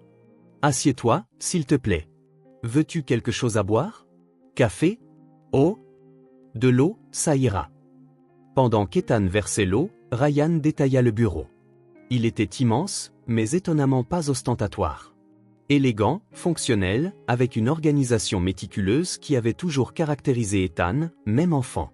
Sur une étagère, partiellement cachée parmi des livres et des récompenses, Ryan remarqua quelque chose de surprenant, un petit soldat de plomb à la peinture passée. Il le reconnut immédiatement. C'était le cadeau qu'il avait offert à Ethan lors du dernier anniversaire qu'ils avaient passé ensemble. « Tu l'as gardé », remarqua-t-il en désignant la figurine. Ethan suivit son regard et hocha la tête. « Toujours. C'était mon porte-bonheur. » Quelque chose dans cette simple admission désarma Ryan. Le fait qu'au milieu de tout ce succès et cette richesse, Ethan ait gardé ce petit symbole de leur amitié en disait plus que les mots ne pourraient jamais le faire. Ethan tendit le verre d'eau à Ryan et s'assit dans un fauteuil voisin, plutôt que derrière son imposant bureau. « Je t'ai demandé de venir ici parce que j'ai une proposition, » commença-t-il. Ryan prit une gorgée, attendant. « Nous avons un poste vacant dans l'équipe de maintenance du bâtiment, » continua Ethan. « En fait, c'est un poste de superviseur. La personne supervise la maintenance préventive, gère les petites réparations et supervise les fournisseurs externes si nécessaire. » Ryan fronça les sourcils. « Superviseur, Ethan ? Je n'ai pas d'expérience pour ça. J'ai travaillé comme ouvrier, pas comme chef. » « Tu as plus d'expérience que tu ne le penses, » répondit Ethan. « Je me souviens à quel point tu étais doué pour organiser les gens, voir la situation dans son ensemble. De plus, tes connaissances techniques sont exactement ce dont nous avons besoin. » Ryan posa le verre sur une table d'appoint, se sentant mal à l'aise. « Écoute, je sais ce que tu essaies de faire, et j'apprécie. Mais je ne veux pas de charité. » Ethan le regarda dans les yeux. « Ce n'est pas de la charité, Ryan. C'est de la confiance. » « La confiance ?» répéta Ryan, sceptique. « Oui. J'ai confiance que tu as les compétences pour le poste. J'ai confiance que tu donneras le meilleur de toi-même. J'ai confiance que tu es la bonne personne pour le poste. » Ethan se pencha en avant. « Il ne s'agit pas de notre passé, ni de ta situation actuelle. Il s'agit de ce que tu peux faire à partir de maintenant. Ryan se détourna, contemplant la ville en contrebas. D'une manière ou d'une autre, de cette hauteur, toute sa vie semblait visible. Les choix, les erreurs, les pertes, et peut-être une chance de recommencer. Le salaire est compétitif, poursuivit Ethan. Couverture médicale complète, y compris la kinésithérapie pour ton dos. Horaire flexible si nécessaire. Et une avance qui pourrait t'aider à trouver un meilleur endroit où vivre. Ryan sentit sa fierté blessée lutter contre le pragmatisme, contre l'avenir de ses enfants. Pourquoi fais-tu ça, Ethan? Vraiment? Ethan réfléchit à la question. Parce que je veux réparer ce qui peut l'être, dit-il enfin. Je ne peux pas changer le passé. Je ne peux pas défaire ce qui t'est arrivé, à toi ou à Camilla. Mais je peux offrir une opportunité, maintenant. Il marqua une pause. Et parce que Lily et Ben méritent une maison. Une vraie maison. Avec leur père. Mentionner ses enfants toucha une corde sensible chez Ryan. Ils méritaient mieux qu'une cabane de fortune sous un pont. Mieux que des repas incertains et des vêtements donnés. Et si je ne suis pas assez bon? Et si j'échoue? Alors on essaiera autre chose, dit simplement Ethan. Mais tu n'échoueras pas, Ryan. Tu n'as jamais échoué quand ça comptait vraiment. Le silence emplit le bureau pendant que Ryan réfléchissait. Par la fenêtre, le soleil commençait à se coucher, peignant le ciel de nuances d'orange et de rouge. Finalement, Ryan tendit la main. Mais à une condition. Laquelle? Si je ne suis pas bon au travail, tu me licencies. Comme tu le ferais pour n'importe qui d'autre. Ethan sourit largement en lui serrant la main tendue. Marché conclu. Le premier mois fut le plus difficile. Ryan dut s'adapter au rythme de l'entreprise, aux réunions, aux rapports. Il dut apprendre à diriger une équipe, à déléguer des tâches, à communiquer différemment d'un chantier de construction. Mais il y avait en lui une détermination qui impressionna tout le monde. Il arrivait tôt, partait tard, étudiait les manuels techniques pendant ses pauses. Son expertise pratique lui valut le respect immédiat de son équipe. Son premier salaire ramena un sentiment que Ryan avait presque oublié, la dignité. Ce n'était pas une aumône, ce n'était pas de la charité. C'était le résultat de son travail, de ses efforts. Cette même semaine, Ryan loua une petite maison en banlieue. Rien d'extraordinaire, 2 chambres, un salon-cuisine combiné, une simple salle de bain. Mais elle avait des murs solides, un toit sans fuite, de l'eau chaude, surtout, des portes qui fermaient à clé. Quand il emmena Lily et Ben voir leur nouvelle maison, les expressions sur leur visage effacèrent toutes ces hésitations orgueilleuses. « C'est à nous ?» demanda Lily, les yeux écarquillés, touchant les murs comme s'ils pouvaient disparaître. « C'est à nous ?» confirma Ryan, la voix serrée par l'émotion. « Ce n'est pas grand, mais… » Il ne put finir. Les petits bras de Lily s'enroulèrent autour de sa taille, le serrant fort. Ben se joignit à eux, poussant des cris de joie. « On a une chambre ?» demanda Ben, partant déjà explorer en courant. « 2, répondit Ryan en riant. « Une pour moi, une pour vous deux. »« Notre propre lit ?» Lily pouvait à peine y croire. « Avec de vrais matelas, dit Ryan.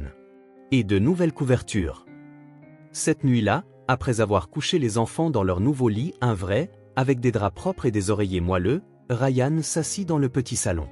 La maison était encore presque vide, meublée seulement de quelques articles de base, mais c'était un début. Par la fenêtre, il pouvait voir un minuscule bout de jardin qui accompagnait la propriété. Il était envahi par les mauvaises herbes, l'herbe trop haute, mais Ryan imaginait déjà ce qu'il pourrait y faire, une balançoire pour Ben, peut-être un coin pour que Lily puisse dessiner dehors. Le changement se produisait. Lentement, mais sûrement. Tout comme son amitié avec Ethan. Les semaines se transformèrent en mois. L'automne céda la place à l'hiver, qui commençait maintenant à s'adoucir avec les premiers signes du printemps. Ethan remarqua ces changements avec une attention qu'il n'avait jamais eue auparavant. Avant, les saisons n'étaient que des chiffres sur un calendrier, des variations de température dictant quel costume porteur. Maintenant, elles étaient marquées par de petits rituels, aider Lily à choisir des bottes de pluie, montrer à Ben comment construire un bonhomme de neige, planifier un petit jardin dans l'arrière-cour de Ryan une fois le sol dégelé. Sa routine avait complètement changé. Les matinées et les après-midi appartenaient toujours à l'entreprise, aux réunions, aux décisions affectant des milliers d'employés. Mais les soirées et les week-ends étaient doucement détournés par des dîners chez Ryan, des soirées cinéma avec les enfants, des sorties au parc, des excursions au zoo. Au début, ce n'était que 2 ou 3 fois par semaine. Puis c'est devenu presque quotidien. Ethan se surprenait à trouver des excuses pour passer à la petite maison, apportant toujours un cadeau pratique déguisé en caprice, une batterie de cuisine en trop, un tapis qui ne correspondait plus à son appartement, des livres pour enfants trouvés dans une librairie. Ryan acceptait ces gestes avec un mélange de gratitude et d'une lassitude initiale qui céda progressivement la place à une bonne humeur tolérante. Il comprenait qu'Ethan avait autant besoin de cette proximité que les enfants. Peut-être même plus. Un matin de mars, Ethan était dans son bureau, examinant des rapports financiers. Jennifer, son assistante, entra après avoir frappé doucement à la porte. « Monsieur Walker, il y a une livraison pour vous. » Ethan leva les yeux, perplexe. Il n'attendait aucun colis. « De l'école primaire Hillside », ajouta Jennifer, tenant une grande enveloppe brune. Apparemment, la fille d'un employé a demandé qu'elle vous soit livrée personnellement. Une vague de chaleur envahit Ethan. Lily allait à l'école Hillside maintenant. Avec la stabilité de son nouveau travail, Ryan les avait inscrits dans une bonne école publique. Ethan avait même aidé avec les uniformes et les fournitures, le déguisant en prime d'embauche pour Ryan. « Merci, Jennifer », dit-il en prenant l'enveloppe. Une fois seul, Ethan l'ouvrit soigneusement, presque avec révérence. À l'intérieur se trouvait une feuille de papier à dessin standard, du genre utilisé dans les cours d'art plastique à l'école. Le dessin était coloré et détaillé, de ce genre particulier d'art enfantin où la perspective et les proportions suivent une logique émotionnelle, pas visuelle. Il représentait une petite maison jaune, très semblable à celle que Ryan avait louée. Sur la pelouse devant se trouvaient 4 personnages se tenant la main. Le plus petit était évidemment Ben, avec des cheveux en bataille et un camion de pompiers joué à la main. À côté de lui, Lily, avec sa queue de cheval caractéristique et une robe qu'Ethan reconnut, c'était un cadeau d'anniversaire de sa part. Puis Ryan, grand et fort, comme Lily le dessinait toujours, indépendamment de la réalité. Et enfin, un peu à l'écart mais tenant toujours la main, c'était Ethan. Il se reconnut aux lunettes qu'il portait parfois pour lire et à ce qui ressemblait à un ordinateur portable coincé sous son bras. Dans le ciel, un grand soleil souriant rayonnait sur la scène. Des fleurs multicolores poussaient partout. Et en haut de la page, en lettres vives et soigneusement dessinées, Lily avait écrit « Notre famille t'a maintenant aussi ». Ethan eut l'impression que tout l'air avait été aspiré de la pièce. Quelque chose se brisa en lui. Un mur, une barrière dont il ne savait pas qu'elle était encore là. Il fixa le dessin, incapable de détourner le regard, submergé par l'émotion. Famille. Un mot qui n'avait jamais vraiment signifié quelque chose dans sa vie. Même dans l'enfance, la famille n'était qu'un terme technique, une description des personnes vivant sous le même toit, pas un lien émotionnel. Son père vivait pour le travail, sa mère pour les apparences sociales, et Ethan. Ethan vivait dans les livres, dans les études, dans son amitié avec Ryan, qui avait été tout ce que sa maison n'était pas. Et maintenant, une fillette de 6 ans redessinait nonchalamment les frontières de son monde avec des crayons de couleur. Sans s'en rendre compte, Ethan avait porté la main à son visage et fut surpris de sentir de l'humidité. Il pleurait. Il ne se souvenait pas de la dernière fois qu'il avait versé des larmes. Peut-être à la mort de sa mère, 5 ans plus tôt. Mais même ces larmes avaient semblé étranges, formelles, presque comme un devoir social. Ces larmes étaient différentes. Elles venaient d'un endroit profond et caché en lui. Un endroit qui dégelait enfin après des décennies d'hiver. Jennifer frappa à nouveau, probablement pour lui rappeler une réunion. Ethan essuya rapidement ses yeux et rangea le dessin, se promettant de l'encadrer dès qu'il rentrerait chez lui. Mais une autre pensée le saisit, soudaine et cristalline. Son appartement n'était pas chez lui. Il ne l'avait jamais été. C'était juste un endroit pour dormir et ranger ses affaires. Chez lui, c'était là où Lily coloriait à la table de la cuisine pendant que Ben racontait des histoires interminables de dinosaures. Chez lui, c'était là où Ryan cuisinait des spaghettis à la sauce tomate, le seul plat qu'il connaissait bien. Chez lui, c'étaient les rires et les petits problèmes qui semblaient grands, et les câlins qui faisaient fondre des années de solitude. Pour Lily et Ben, Ethan n'était plus un visiteur. Il faisait partie de la maison, partie du quotidien, partie de ce qui rendait la vie complète. Et bien qu'il ne l'ait jamais dit en toutes lettres, il ressentait exactement la même chose. Il appartenait à cet endroit. Le reste de la journée passa dans un flou. Ethan annula 2 réunions, délégua des décisions qu'il aurait normalement gérées personnellement, et quitta le bureau plus tôt. Sur le chemin, il s'arrêta dans une boutique de cadeaux et acheta un cadre simple mais élégant pour le dessin de Lily. Puis, sans appeler d'abord, il conduisit directement chez Ryan. C'était un jeudi normal, mais rien ne semblait normal pour Ethan. Il avait l'impression de s'être réveillé d'un long sommeil, voyant vraiment le monde pour la première fois. Les couleurs étaient plus vives, les sons plus clairs, même l'air semblait différent dans ses poumons. Il se gara devant la petite maison jaune, si semblable au dessin de Lily. Ryan ne serait pas encore rentré, mais la babysitter, une voisine âgée qui gardait les enfants entre l'école et le retour de leur père, serait là. Lily ouvrit la porte avant même qu'il ne puisse sonner, comme si elle avait un sixième sens pour son arrivée. Ses yeux pétillèrent en le voyant. « Tonton, tu as eu mon dessin ?» demanda-t-elle, sautillant d'excitation. Ethan s'agenouilla à sa hauteur, tenant le dessin encadré dans ses mains. « Oui.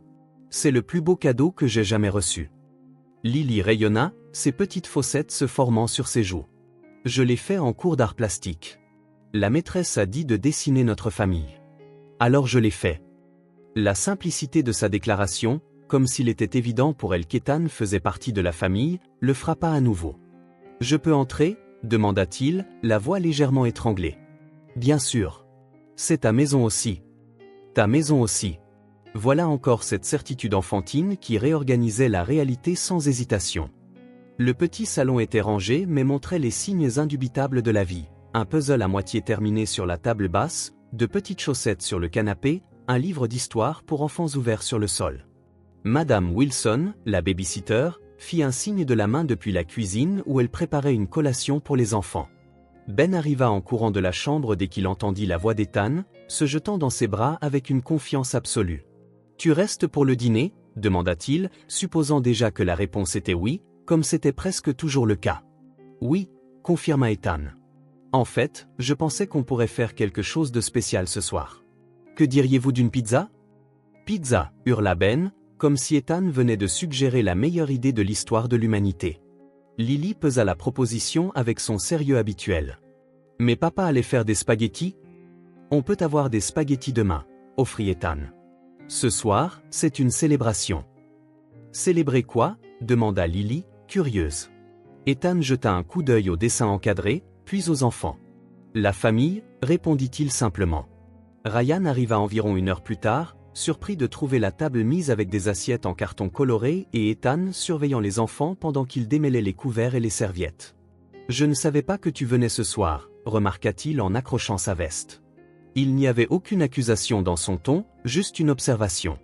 Les visites d'Ethan étaient devenues si courantes qu'il était pratiquement attendu. « J'ai reçu un cadeau spécial » répondit Ethan en lui montrant le dessin encadré. Ryan étudia l'image un long moment. Ethan remarqua quelque chose vaciller sur son visage, une émotion à la fois simple et complexe. « Lily a toujours su voir ce que les autres ne voyaient pas » dit Ryan doucement. Les pizzas arrivèrent, et la soirée se déroula dans le confort décontracté d'une routine établie. Rire autour de la table, Ben parlant d'une grenouille qu'il avait trouvée dans la cour de l'école, Lily montrant fièrement sa note de test de maths. Plus tard, après que les enfants furent couchés, Ryan et Ethan s'assirent sur le petit porche, chacun avec une bière, dans un silence complice. « Je n'aurais jamais pensé qu'on serait là, » dit finalement Ryan, contemplant les étoiles. « Après tout ?»« Moi non plus, » admit Ethan. « Mais je suis reconnaissant que nous y soyons. » Ryan le regarda avec une expression difficile à lire. « Ethan, tu sais que tu n'es pas obligé de faire tout ça, hein? On va bien maintenant. J'ai un bon travail, les enfants sont à l'école, on a un toit. »« Je sais, » répondit Ethan. « Je ne suis pas là par obligation ou par culpabilité. Je suis là parce que je veux être là. Parce que c'est ici que je me sens chez moi. » C'était la vérité la plus simple qu'il ait jamais dite. Son Pantouse, avec toute son élégance minimaliste et ses vues panoramiques, ne l'avait jamais fait se sentir aussi chez lui que cette modeste petite maison aux murs fins et aux tuyaux bruyants. Ryan étudia le visage d'Ethan un long moment, puis hocha la tête, comme s'il parvenait à une décision interne. « Bon, alors je suppose que tu devrais avoir tes propres clés, » dit-il en sortant un simple porte-clés avec 2 clés argentées. « J'en ai marre de devoir ouvrir la porte chaque fois que tu oublies quelque chose ici. » C'était un geste pratique, décontracté, mais Ethan comprit le poids symbolique. Il accepta les clés avec une boule dans la gorge. « Merci. » Ryan haussa les épaules, regardant à nouveau les étoiles. « C'est juste une clé. Pas grand-chose. » Mais ça l'était. Pour tous les deux. Dans les semaines qui suivirent, la nouvelle routine s'étendit et se solidifia.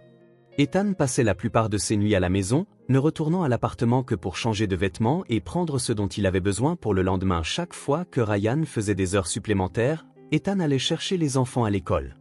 Lorsque Ben tomba malade avec une légère fièvre, Ryan et Ethan se relayaient pour s'en occuper. La maison se remplissait de vie et de sons, Lily lisait à haute voix, Ben faisait la course avec ses petites voitures jouets dans le couloir, Ryan réparait un robinet qui fuyait, et Ethan inventait des histoires du coucher à propos de deux courageux frères et sœurs en grandes aventures. Peu à peu, les affaires d'Ethan commencèrent à migrer vers la maison. Une brosse à dents dans la salle de bain, des livres sur l'étagère, des pantoufles à l'entrée, une veste accrochée près de la porte. Ils n'en parlèrent jamais officiellement, il n'y eut ni déclaration formelle ni déménagement annoncé, où c'était comme la marée montante, naturelle, inévitable, presque invisible, jusqu'au jour où l'on se rendit compte que le paysage avait complètement changé. Une nuit, alors qu'ils faisaient la vaisselle ensemble après le dîner, Ethan lavait pendant que Ryan séchait, Ethan exprima une pensée qui lui venait à l'esprit. Ça marche, n'est-ce pas? Ce système. Ryan, qui venait de rincer une assiette pour la seconde fois en y réfléchissant, répondit. Oui, ça marche. C'est étrange, mais ça marche. Famille, ajouta Ethan en testant ce mot à haute voix. C'est ce que nous sommes maintenant, non? Une famille. Ryan plaça l'assiette dans l'égouttoir en prenant une autre d'Ethan. Je suppose que oui, dit-il avec un petit sourire, une famille étrange, bricolée, non conventionnelle, mais oui, une famille. Ethan lui renvoya son sourire, une certitude calme s'installant dans sa poitrine. Une famille non définie par des noms de famille, par des liens de sang ou des documents officiels, mais par le choix, par la présence, par l'amour. Les enfants l'avaient remarqué avant même que les adultes ne s'en rendent compte, comme c'est toujours le cas avec les enfants. Cette nuit-là, après que tout le monde s'était endormi, Ethan resta éveillé sur le canapé-lit du salon, écoutant les bruits de la maison endormie, le doux ronflement de Ryan dans la chambre principale, la respiration légère des enfants dans la pièce voisine, le bourdonnement du réfrigérateur dans la cuisine, la brise qui tapait aux fenêtres. Des sons de maison, des sons d'appartenance. Ethan Walker, qui avait passé toute sa vie à se sentir comme un simple spectateur du monde, était enfin devenu un acteur, faisant désormais partie intégrante de quelque chose de plus grand que lui. Pour un homme qui semblait avoir tout, c'était comme s'il découvrait qu'il n'avait jamais possédé rien de véritable jusqu'à présent. La première année passa en un clin d'œil, les saisons effectuèrent leur cycle complet et la petite maison jaune changea avec elle. Le jardin, autrefois négligé, arborait désormais un potager modeste mais vibrant, fruit de week-end passés par Ethan et Ryan à apprendre le jardinage en regardant des vidéos sur YouTube. Lily avait son propre parterre de fleurs, et Ben disposait d'un petit coin scientifique où il plantait divers objets pour voir s'ils poussaient.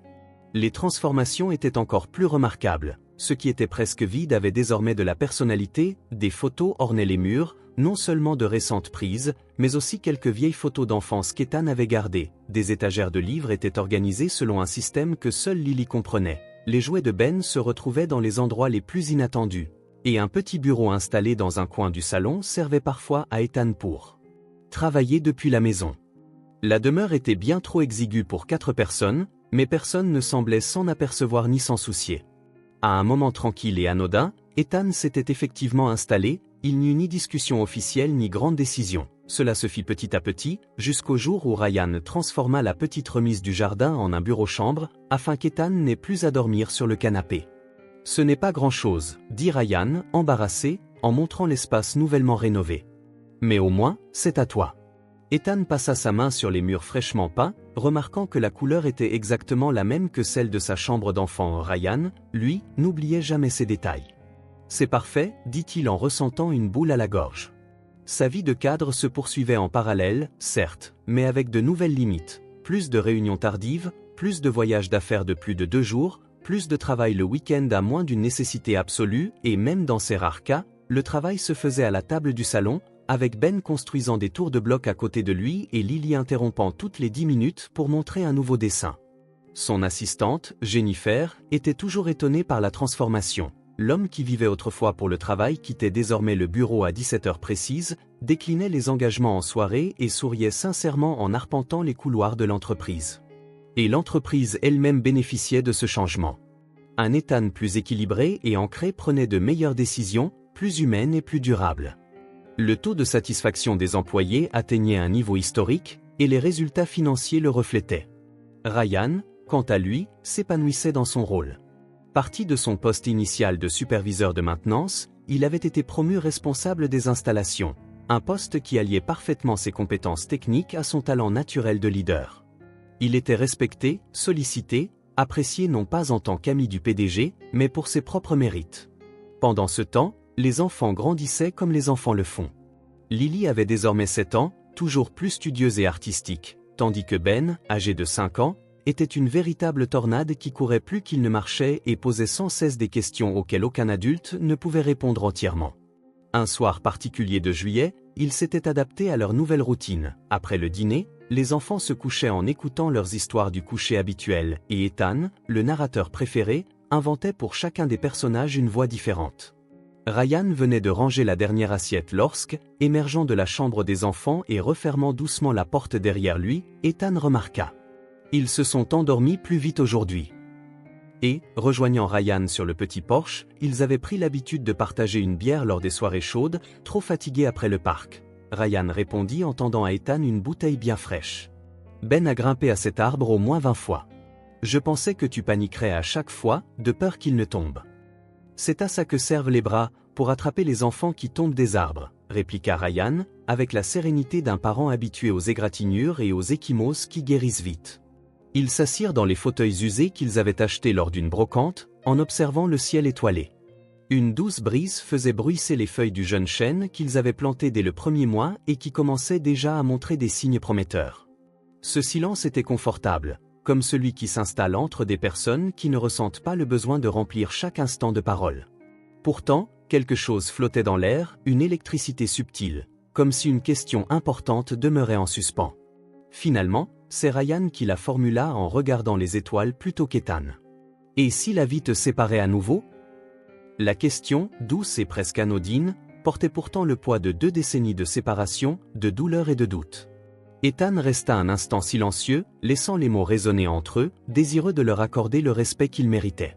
Puis, il tourna son regard vers la maison, vers la fenêtre de la chambre où dormaient Lily et Ben, vers le mobile en papier fait maison qui se balançait encore doucement au-dessus de leur lit, vers la lumière de la cuisine oubliée allumée, et vers la porte d'entrée où 4 paires de chaussures trop grandes, trop petites étaient alignées dans un ordre apparemment aléatoire, mais chargé de sens pour la famille qui y vivait.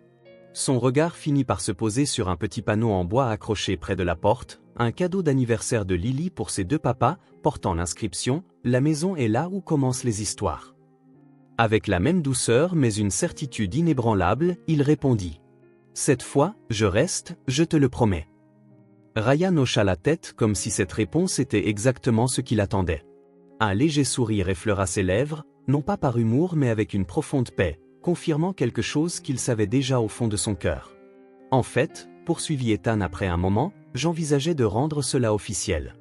Ryan haussa un sourcil, intrigué. Officiel ?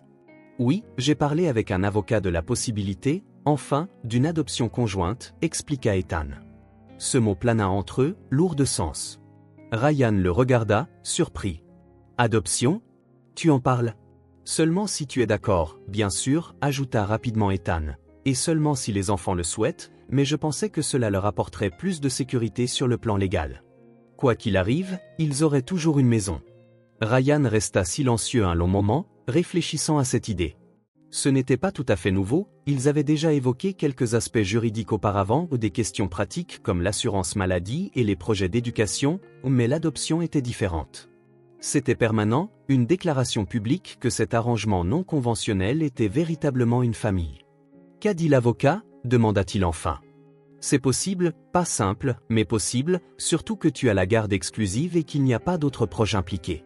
Ryan hocha lentement la tête, se demandant comment l'expliquer aux enfants, surtout à Lily, qui est jeune, mais qui comprend plus qu'on ne le pense. Bien sûr, acquiesça Ethan, en ajoutant, en fait, je crois qu'elle comprend déjà. Tu te souviens du dessin Notre famille t'a, toi aussi ? Elle l'avait vu avant même que nous ne l'admettions. Ryan sourit en se rappelant ce dessin qui occupait désormais une place d'honneur sur le mur du salon. Lily a toujours été plus maligne que nous tous.